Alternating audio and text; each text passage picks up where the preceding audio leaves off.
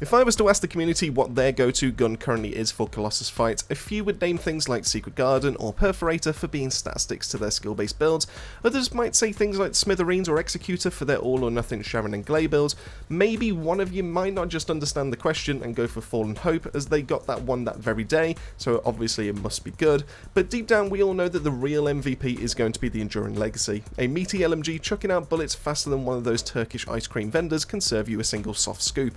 In today's video we'll be looking at my current build for the Enduring Legacy, making one of the most consistently strong guns in the game into the undeniable king of everything. We'll cover all the important pieces you need to know to tackle all the hard Colossus fights, as well as being able to go through dungeons, from modules to cores. You won't want to miss this. So kick back and let's take a look at what makes the Enduring Legacy a must-have in every single arsenal. So to get an understanding as to how we should be building the Enduring Legacy, let's start having a look at its stats. Now, this will tell us if we need to build into things like weak point, into crit, or if it's something that we should just forego altogether. In this case, we do have a respectable crit hit rate of 20% at base. We do also have a critical hit multiplier at 2.3x as standard, which we can then increase even further with things like modules, attribute rolls, or even our core, which we will be talking a little bit later in this video. But one other thing that we should also talk about is this attribute status effect trigger rate, because this is going to be helping us to be able to apply whatever element that we're going to be doing. So for example, if you were going to be using things like chill, you can apply frostbite. If you're going to be using things like electric, you can apply electrocution, but in most cases you will be going for fire attack because we will be looking to be able to apply burn. This is because we are going into the unique ability, which we are able to get an increase to our firearm attack by hitting enemies that are afflicted with burn, and on top of that, quenching, which is going to be the stack we apply every single time we hit an enemy, is going to be reducing their fire resistance, so it makes more sense for us to go into fire attack, so we get the most benefit out of quenching as well as all this extra firearm attack that will be coming our way.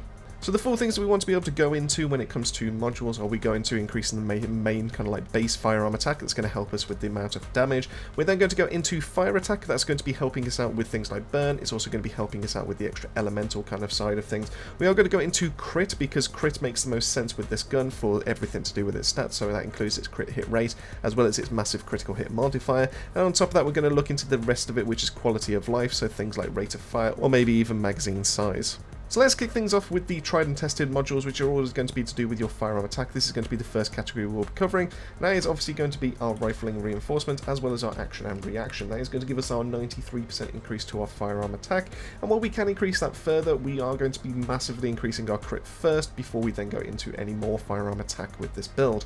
Now speaking of crits, let's swap that over to the critical hit module kind of side of things. So in this case we are grabbing 3 things. This is going to be our better concentration, this is going to be our concentration priority, and our better insight to be able to help us out with being able to land those criticals in the first place. Now if we do swap those over, you can see that we do have a critical hit damage of 6.7x. We do also have our critical hit rate gone up from 1 in 5 to 1 in around about 4 before we start factoring in our attributes and everything like that. So being able to go for all of this extra critical hit damage is absolutely fantastic with this kind of build. Now we did mention quality of life. Quality of life things in this case will be things like rate of fire, so we are going into increasing our fire rate up, and we are also increasing our magazine size because the less downtime that we have with this build the better. So in this case we are going for both of the blue mods. That's going to give us the biggest increase to those stats, so in this case 25% fire rate as well as a 49% increase to our rounds per magazine. Now to be fair, you could make an argument to be able to swap in concentrate support ammo instead, because this will be increasing our critical hit damage, but the reason why we don't go for that is because the 19% that we get from the extra for the blue is going to be helping us out massively. So as you can see here, if I hold this over here, I will be losing out on 22 bullets, which is huge, just to be able to get an extra 0.15x onto my modifier. So that's the reason why we don't go for that one. We are looking for less downtime, more damage, rather than being able to go for less magazine size and then be able to shrink the amount of bullets that we actually do have to be able to fire. That allows us to be able to one-mag most of the bosses inside of our private matches. Now before we start talking about our yellow mods, there is one other thing that we did need to be able to talk about in those quadrants, and that is going to be our fire attack. Now there are going to be a couple of ways I'm going to suggest that you build this depending on if you're going into public or private lobbies.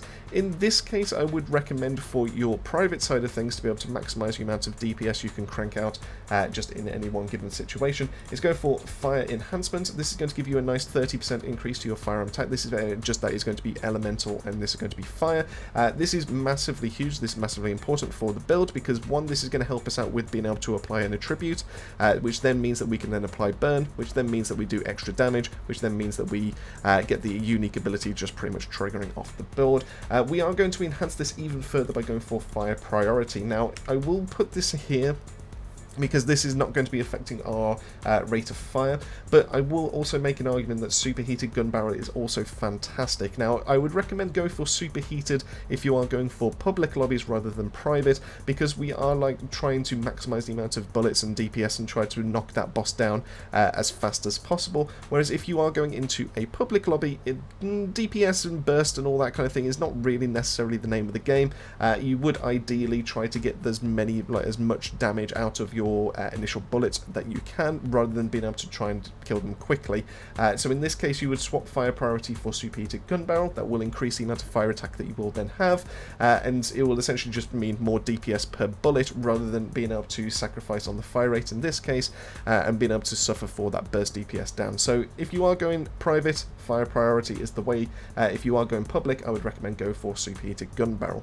Now, the last mod that we are going to be going for is going to be basically our yellow mod. This is going to be pretty much what brings it all together. In this case, that's SPS. Sharp Precision Shot is a fantastic mod to be able to go for. While it does initially hinder your fire rate, but fortunately our fire rate up kind of like counteracts that.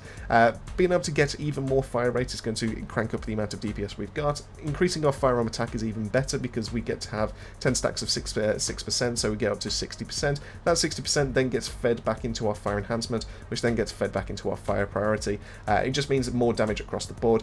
While this isn't the most firearm attack that we can actually get, if you are going into a public lobby instead, I would recommend being able to swap this off and go for mental focus instead, because we already have 171 rounds per magazine. We can get to the maximum of 150 stacks, so plus 150% firearm attack, which then obviously gets fed into our fire enhancement and our fire priority. If you do go that route, if you are going for that in your public lobbies, then I would suggest taking our fire rate up and being able to swap that in for burn circulation or heat circulation, so it would look something like this. And this will then allow you to be able to capitalize and maximize on the amount of damage per bullet that you will be able to do. So everything will be... You'll be applying burn with your heat circulation. This will then give you a massive increase in the amount of fire attack that you will be doing. On top of that, superheated gun barrel is also helping you out with that. Mental focus is stacking up your firearm attack, which is fed into your fire enhancement, which is then benefiting from both of these. So it has some really nice synergy if you are going into a public lobby, but if you are going into a private lobby and you're looking to be able to burst gluttony down as fast as possible, I would not recommend this method. I would actually recommend being able to go for the one before. So now that we've got all the module side out of the way, then we can start talking about the brand new stuff, and this is going to be the weapon cores. Now, we do have... Fortunately, only about 2 out of the 5 are fantastic for the Enduring Legacy. It also fortunately missed out on being able to get some element or elemental damage alongside its firearm attack, which would have been a massive increase, especially if it was a fire attack as well, being able to help it out quite nicely. But I have done the maths, and this is going to be the best solution that I think is possibly there for the Enduring Legacy, at least in the current state of up to tier level 7. I will reinvestigate that once we get to tier 10, but we're waiting for that next update to be able to drop. Now, in terms of being able to work from the bottom all the way up, because it's like most useless all the way up to being able to actually use something that's actually quite good for the gun. Special augmentation does not matter whatsoever. You can ignore this. You can feel free to be able to slot in anything that you want to be able to do. You will not be benefiting from this because it requires you to be able to have a roll on your attributes, and as you can see here, the attributes we aren't going for anything to be able to increase the amount of damage that will actually be helping us, so therefore you can just ignore this one. As for precision, you can kind of see the category that this is pretty much giving us. What I've gone for is to be able to boost up the viability of the gun. In this case, I've gone for aim shot accuracy. This allows me to be able to pinpoint. It gets me close to 80 or 90%, I think it is, in terms of like accuracy, so it does make it kind of pinpoint. And then recoil will be able to work nicely in tandem with sharp precision shot to help us out of being able to maintain the accuracy of the gun. So this is a really nice stat to be able to have, I do think. If you don't really care too much about these stats, feel free to be able to go for some quality of life stuff like some sprint speed or some grapple hook charge time. But personally, I think because of the accuracy of the gun, because it just makes it a little bit more viable, you are using this to be able to shoot. It's an LMG, it's going to slow you down anyway, so what's the point in being able to try and boost up the viability? Going into recoil and aim shot accuracy is really just going to help you out across the board, so I do think these are the best rolls here. Going for your hit augmentation, we do have a couple of great ones that we can go for. Weak point damage is going to be doing basically nothing for this build. There is basically no reason to go for it when it comes to the Enduring Legacy, but you could make an argument for hit rate or hit damage. Now, hit rate will give you round about roughly a max roll about just shy of 5% extra to your critical hit rate as base, so that would kind of help you out a little bit if you are looking for that consistency, but considering you might use this with Gun Descendants, that you can easily get this to 100% crit rate anyway, it doesn't really matter too much, so therefore I do recommend that you go to critical hit damage. Now, getting a nice 30% will massively increase the amount of damage that you will get, because this is 30% off your base, so at 2.3x you will be getting 30% of that rather than just a flat 30%, so this is a massive amount of increase to the amount of damage you will be doing. Now, as for your free augmentation, now there is a little bit of different kind of like info floating around the community. Now, you can, depending on what you want to be able to get out of this weapon, if you are looking to use it as a boss killer, then this is the one that I'm going to suggest for you, which is Fire Attack. But if you are looking to be able to use it more generically, just like out and about, feel free to be able to go for things like add in another hit augmentation and go for critical hit rate, or maybe even more crit damage. But in terms of the actual damage that you will be dealing in terms of that, some people will suggest that you go for firepower and get that roll into bonus firearm attack versus Colossus. I'm here to tell you that with some basic maths that's not actually the case. That's not how you crank out the most amount of DPS with this gun.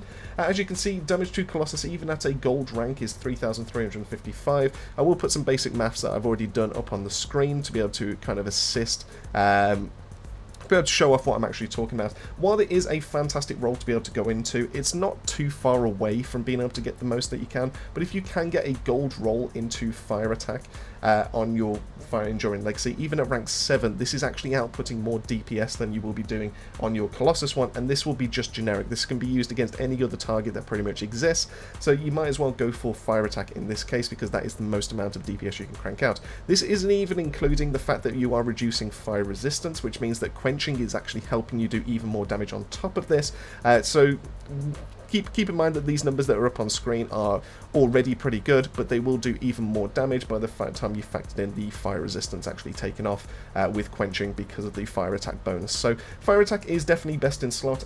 You could go make a case for bonus firearm attack versus Colossus, because that's an easier one to be able to get, because you only have 2 to be able to compare with, rather than the elemental side of things, in which case you have 4, and then you actually need to be able to get a good roll. So it's much easier to be able to get your Colossus roll than it is your Fire Attack, but Fire Attack is worth it to be able to increase the amount of damage that you will be dealing. And with all that out of the way, that wraps it up on the video for my recommended Enduring Legacy build, bringing all the single target pain you could possibly need. Now, for a while now, the Enduring Legacy has been the go-to gun for Colossus fights and gun builds, and while it did miss out on having that elemental damage built alongside its normal, the core system just buffed up what was already the meta. But this is the section I want to hear from you. How are you finding Season 2 so far? Who's your preferred go-to for using the Enduring Legacy with? And lastly, which weapon would you like to see next with the core unlocks? Let me know all that and more down below. Massive thank you for making your way to the end of the video, and as I always say, keep yourself safe, keep yourselves well, and I'll see you all on the next video.